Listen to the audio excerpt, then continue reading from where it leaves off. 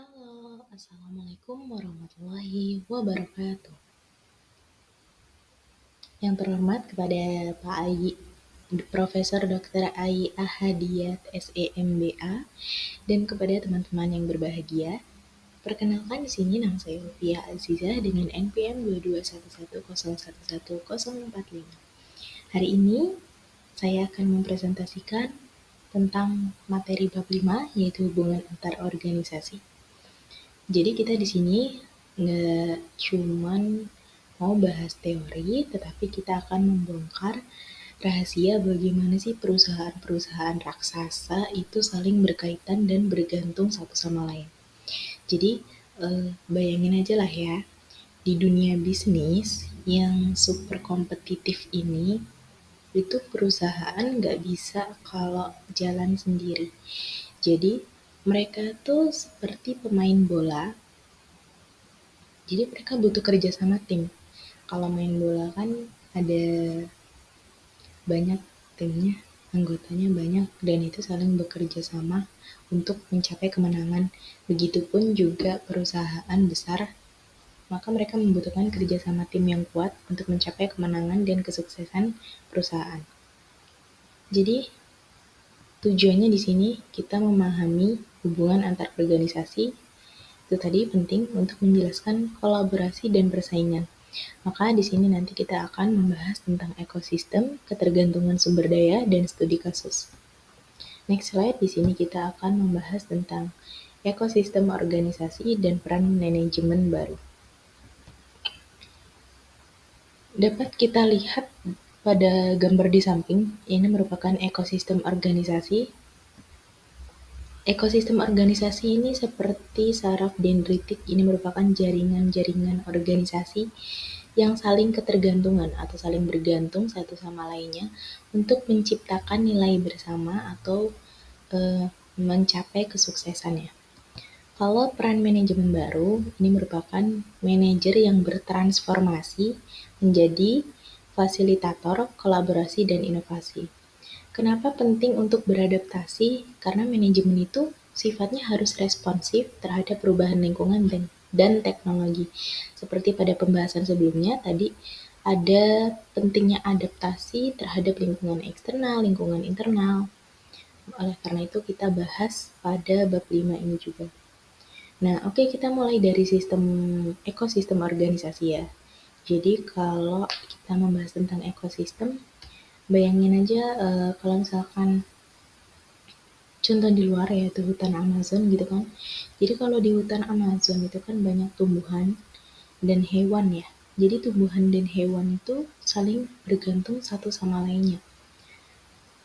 Nah, ekosistem organisasi juga mirip seperti itu. Jadi perusahaan-perusahaan pada gambar ini saling terhubung satu sama lainnya. Misalkan, Itanses dengan Pelios ini keterkaitan. Ini saling terkait, saling membutuhkan gitu. Jadi saling bergantung satu sama lainnya gitu. Contohnya misalkan Nestle ya. Nestle ini kan mereka butuh petani ya. Mereka butuh petani untuk pasokan bahan bakunya. Nah, selain petani juga, maka pabrik itu butuh proses produksi. Distributor itu untuk mendistribusikan produk, dan tentunya supermarket itu untuk menjual produknya. Semua itu membentuk ekosistem seperti ini, ekosistem yang kompleks dan ini saling mendukung. Maka manajemen modern, manajemen baru itu harus pintar mengelola ekosistem ini agar semuanya berjalan dengan lancar. Next slide, oleh karena itu kita akan membahas tentang kerangka kerja antar organisasi untuk memahami ketergantungan. Di sini ada ketergantungan sumber daya. Kita akan membahas tentang ketergantungan sumber daya ya. Jadi ini merupakan kunci. Organisasi itu bergantung pada sumber daya dari luar untuk keberlangsungan kesuksesan sebuah perusahaan. Perusahaan itu selalu butuh sesuatu dari luar, eksternal terutama. Contohnya seperti bahan baku, teknologi, bahkan tenaga kerja ahli. Contohnya Indofood. Indofood kan mereka butuh petani ya untuk tebu, pabrik untuk gula, dan distributor tepung untuk mie instan gitu kan. Ketergantungan ini tuh harus dikelola dengan baik karena kalau kita tidak bisa mengelolanya, maka itu akan berpengaruh besar pada strategi dan keputusan bisnisnya nanti. Nih, kontrol dan pengaruh.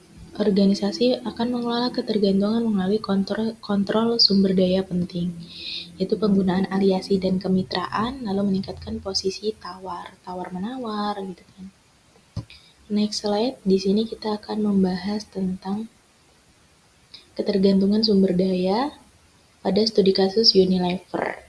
Ada studi kasus Unilever, ada studi kasus Amazon. Di sini kalau di PPT kita akan membahas tentang ketergantungan sumber daya pada studi kasus Amazon, yaitu kontrol rantai pasok. Amazon ini mengelola ketergantungannya dengan menguasai logistik dan teknologi.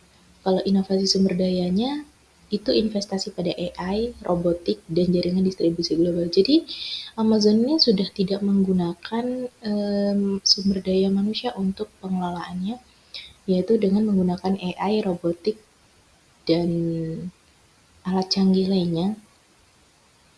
Kecuali untuk distributor baru menggunakan SDM. Nah, di sini ada pengaruh pasarnya. Apa sih pengaruh pasarnya? Yaitu dominasi Amazon ini mengubah hubungan pemasok dan pelanggan secara signifikan. Kalau saya ambil contoh lagi itu perusahaan Unilever ya. Unilever ini kan merupakan konsumsi terbesar ya. Produksi barang konsumsi terbesar. Contoh perusahaan yang sangat pintar dalam mengelola ketergantungan. Nah, sebenarnya mereka ini punya rantai pasokan global, tetapi mereka itu bisa memastikan ketersediaan bahan baku, efisiensi produksi, dan distribusinya tuh lancar. Rahasianya kenapa? Yaitu mereka itu membangun hubungan yang kuat dengan pemasok dan distributornya. Itu merupakan kunci untuk mendapatkan keunggulan kompetitif. Jadi kita harus membangun hubungan yang baik. Terutama dengan pemasok dan distributor. Seperti yang kita bahas pada materi sebelumnya, yaitu kita harus membangun hubungan yang baik dengan lingkungan eksternal kita.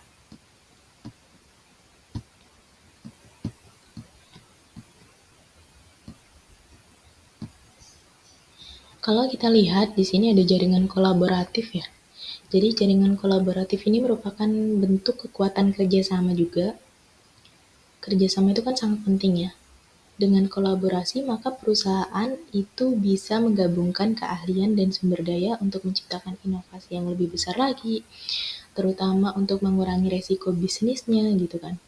Nah, contohnya apa? Contohnya di sini saya ambil perusahaan farmasi.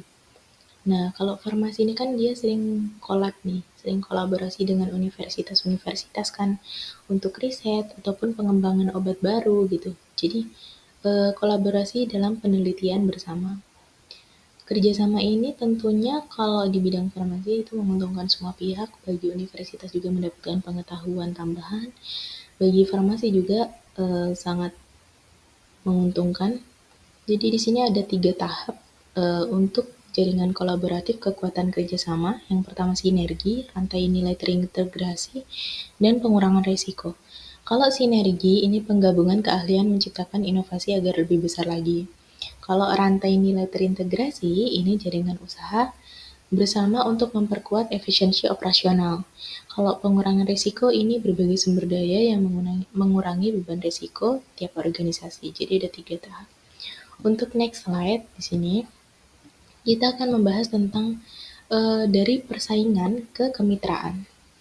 Contohnya Sony dan Samsung. Selain itu apa? Selain Sony dan Samsung ada juga Coca-Cola dan Pepsi. Contoh Sony dan Samsung ya di sini. Pertama awal dia mengalami persaingan karena substitusi produk kan. Kedua perusahaan ini saling bersaing ketat di pasar elektronik global. Lalu mereka ada kesempatan kolaborasi, maka mereka mengakui bahwa kerjasama itu dapat mempercepat inovasi teknologi. Oleh karena itu, Sony dan Samsung melakukan kolaborasi sehingga mereka berbagi teknologi layar dan komponen demi efisiensi produk. Jadi mereka saling berbagi, yaitu dengan kemitraan strategis. Kalau misalkan di contoh lainnya tadi seperti Coca-Cola dan Pepsi ya, ini kan hubungan antar perusahaan nggak selalu kompetitif gitu kan. Kadang persaingan itu berujung pada kemitraan strategis. Kalau Coca-Cola dan Pepsi itu mereka bersaing ketat, tapi di beberapa proyek tertentu mereka juga bisa berkolaborasi. Maka dari persaingan ke kemitraan ini bisa menjadi fleksibilitas dan menghasilkan kesuksesan bagi sebuah perusahaan.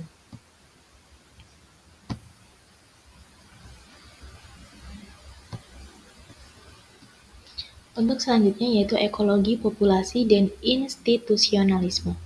Ini ada action global, yaitu ekologi populasi. Ekologi populasi ini melihat bagaimana sih perusahaan beradaptasi dan bertahan dalam lingkungan eksternalnya, dalam lingkungan internalnya, dalam lingkungan bisnisnya intinya. Institusionalisme ini tekanan normatif dan regulasi ini dapat mempengaruhi desain pada operasi organisasi. Konsep ini penting untuk memahami perkembangan organisasi dalam lingkungan luas, terutama dalam lingkungan bisnis. Selanjutnya di sini kita ada studi kasus. Studi kasus di sini di dalam buku ini kita membahas tentang Oxford Plastic dan Hak Russell, implikasi desain organisasi. Jadi kalau Oxford Plastic and Hak Russell ini memiliki perbedaan. Jadi kalau Oxford Plastic ini dia mengadopsi model desain fleksibel untuk respon cepat pasar. Tapi kalau Hak Russell ini menekankan peran desain organisasi dalam meningkatkan kolaborasi. Dan implikasi desainnya, struktur itu harus mendukung fleksibilitas dan sinergi antar organisasi. Kalau perusahaan startup lainnya itu perusahaan startup itu kan seringkali dia mengadopsi model organisasi yang fleksibel ya, terus responsif gitu kan terhadap perubahan pasar. Meskipun mereka sering berkolaborasi dengan investor, mentor, dan bahkan kompetitor untuk mencapai tujuan, itu juga menunjukkan bahwa sangat penting desain organisasi itu untuk mendukung kolaborasi. Next slide.